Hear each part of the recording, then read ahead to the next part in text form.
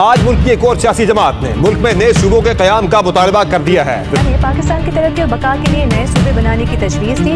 پاکستان میں اس وقت نئے صوبے بنانے کی تیاریوں کی خبریں زیر گردن۔ پاکستان جو اس وقت دنیا کی 5ویں سب سے بڑی آبادی رکھنے والا ملک ہے، تیزی سے ایک نئے سیاسی موڑ پر داخل ہو رہا ہے۔ ورلڈ بینک اور نادرا کے اعداد و شمار کے مطابق پاکستان کی آبادی 2025 میں 27 کروڑ کے قریب پہنچ چکی ہے، جبکہ ملک میں صرف 4 صوبے ہیں۔ اس کا مطلب یہ ہے کہ اوسطاً ایک صوبے پر تقریباً 6 سے 7 کروڑ افراد کا بوجھ ہے۔ اگر ہم ذرا سوچیں، پنجاب اکیلا اتنا بڑا ہے کہ اس کی آبادی برازیل کی کئی ریاستوں سے بھی زیادہ ہے، جبکہ بلوچستان رقبے کے لحاظ سے سب سے بڑا ہونے کے باوجود وسائل کی تقسیم میں سب سے زیادہ محروم ہے۔ یہی وہ پس منظر ہے جس میں قومی اسمبلی میں 27ویں آئینی ترمیم کے تحت 12 نئے صوبے بنانے کی تجویز پیش کی گئی۔ رپورٹس کے مطابق حکومت کا موقف یہ ہے کہ اگر یہ تقسیم نہ ہوئی تو نہ صرف گورننس کا نظام مزید دباؤ کا شکار ہوگا، بلکہ مقامی سطح پر صحت، تعلیم اور روزگار جیسے مسائل بھی ناقابل کنٹرول ہو جائیں گے۔ سوال یہ ہے کہ یہ 12 صوبے پاکستان کو تقسیم کریں گے یا پھر ترقی کی نئی کہانی لکھیں گے۔ پاکستان میں 4 صوبوں کے بجائے 12 صوبے بنانے کی تجویز ملکی سیاست کی طاقت کے توازن کو متاثر کرتی ہے۔ فی الحال پنجاب اکیلا ملک کی 55% آبادی کا نمائندہ ہے اور قومی اسمبلی میں سب سے زیادہ نشستیں رکھتا ہے، جس کے باعث وفاق میں سیاسی فیصلہ سازی کا جھکاؤ ہمیشہ پنجاب کی طرف سے رہتا ہے، جبکہ بلوچستان آبادی میں تو سب سے چھوٹا مگر رقبے میں سب سے بڑا صوبہ ہونے کے باوجود وسائل اور نمائندگی دونوں میں پیچھے ہے۔ نادرا اور الیکشن کمیشن کے اعداد و شمار کے مطابق 2024 کے انتخابات میں پنجاب کی قومی اسمبلی کی 173 نشستیں تھیں، جبکہ بلوچستان کی صرف 16۔ اگر ملک کو 12 صوبوں میں تقسیم کیا جائے تو یہ تفاوت کم ہو جائے گا اور ہر صوبے کو تقریباً 20 سے 30 نشستیں ملنے کا امکان ہے، جس سے سینٹ اور قومی اسمبلی میں طاقت کی تقسیم زیادہ متوازن ہوگی۔ ماہرین کے مطابق یہ اقدام پاکستان کی بڑی سیاسی جماعتوں جیسے مسلم لیگ نون، پیپلز پارٹی اور تحریک انصاف کے لیے ایک نیا امتحان ہوگا، کیونکہ ان کے ووٹ بینک چھوٹے صوبوں میں تقسیم ہو کر مقامی قیادت کو ابھرنے کا زیادہ موقع دیں گے۔ دی نیشن اور دی نیوز کی رپورٹس بتاتی ہیں کہ نئے صوبے مقامی سطح پر سیاسی نمائندگی کو مضبوط کر سکتے ہیں، لیکن اس کے ساتھ ساتھ یہ خطرہ بھی ہے کہ لسانی اور علاقائی سیاست کو مزید فروغ ملے گا، جس سے قومی یکجہتی پر دباؤ پڑ سکتا ہے۔ اس طرح نئے صوبے سیاسی طاقت کو یکساں کرنے کا ذریعہ بھی بن سکتے ہیں اور تقسیم کا سبب بھی، اور یہی وہ نقطہ ہے جس پر آنے والے دنوں میں پاکستان کی سیاست کا دارمدار ہوگا۔ سیاسی اثرات کے بعد سب سے بڑا سوال یہ ہے کہ 12 صوبوں کی تقسیم پاکستان کی معیشت پر کیا اثر ڈالے گی۔ پاکستان کی جی ڈی پی 2024 میں 376 ارب ڈالر کی گئی، جس میں پنجاب اکیلا 60% حصہ پیدا کرتا ہے، جبکہ بلوچستان جیسے صوبے جو رقبے میں سب سے بڑے ہیں صرف 3% جی ڈی پی دیتے ہیں۔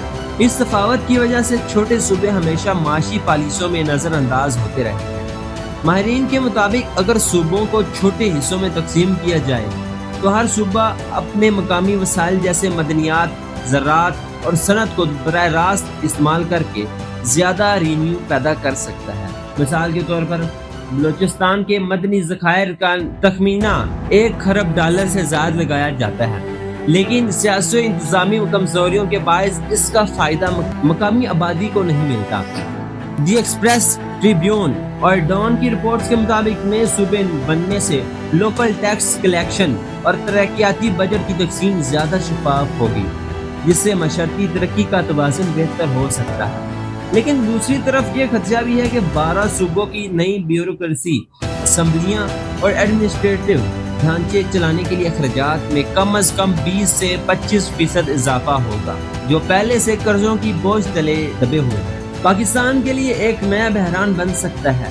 اس طرح یہ تقسیم ترقی کی دروازے بھی کھول سکتی ہے اور مالی بحران کو بھی مزید گہرا کر سکتی ہے، اور یہی وہ دو دھاری تلوار ہے جس پر پاکستان کی معیشت کا मुस्तकबिल तोला जाएगा। जहां नए सूबों का सियासी और माशी फायदा मुमकिन नजर आता है, वहीं सबसे बड़ा चैलेंज इंतजामी सतह पर उभर कर सामने आता है। पाकिस्तान इस वक्त पहले ही ब्यूरोक्रेसी और अदारा जाती नाकामियों से दो चार है। वर्ल्ड गवर्नेंस इंडिकेटर 2024 के मुताबिक पाकिस्तान गवर्नेंस के मेयार में 213 ममालिक हैं और 176वें नंबर पर पाकिस्तान है, जबकि ट्रांसपेरेंसी इंटरनेशनल की रिपोर्ट के मुताबिक बदअनवानी इंडेक्स में पाकिस्तान 180 में से 133वें नंबर पर खड़ा है।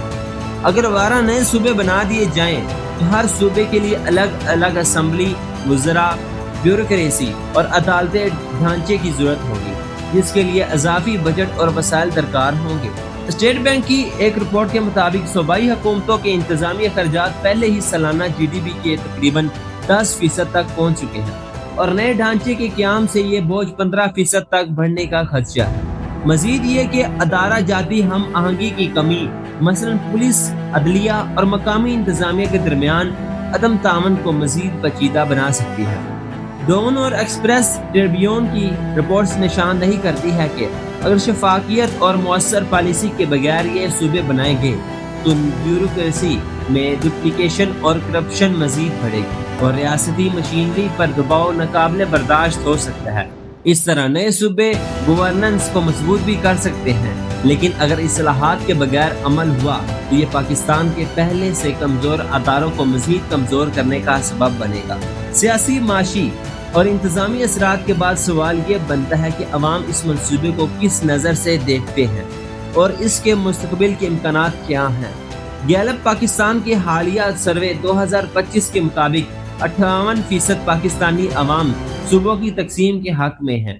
खास तौर पर जनूबी पंजाब, हजारा और बहावलपुर के रहायशी अपनी शनाख्त और नुमाइंदगी को सबसे अहम मसला करार देते हैं, जबकि 31% लोग इस इक़दाम को गैर ज़रूरी समझते हैं और खदशा जाहिर करते हैं कि इससे लसानी और इलाकाई सियासत मजीद बढ़ जाएगी।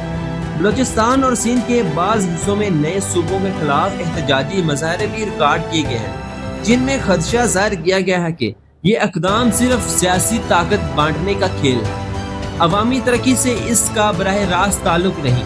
दूसरी तरफ माशी माहिरीन का ख्याल है कि अगर नए सूबे शफाफ गवर्नेंस को साथ कायम किए जाएं तो मुकामी सतह पर रोजगार, तालीम और सेहत के मंसूबे 25% तक बेहतर हो सकते हैं। डॉन और डी नेशन की रिपोर्ट्स के मुताबिक अवामी दबाव और खित्ते के बदलते हुए हालात के बायस ये मंसूबा किसी न किसी शक्ल में अमली होना तय है, लेकिन ये पाकिस्तान को इस्तेहकाम देगा या मजीद तकसीम करेगा, इसका फैसला आने वाले 10 साल में अवामी रद्द अमल और सियासी क़यादत की नीयत पर मुनहसर है।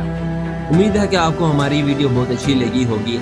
ऐसी न्यू इन्फॉर्मेशंस और अपडेट्स को जानने के लिए हमारा चैनल पाक थिंक को ज़रूर सब्सक्राइब करें, लाइक भी करें और कमेंट लाजमी करिएगा और हमारे सोशल मीडिया प्लेटफॉर्म्स को फॉलो करने के लिए हमारे डिस्क्रिप्शन में दिए गए लिंक्स को लाजमी फॉलो करें।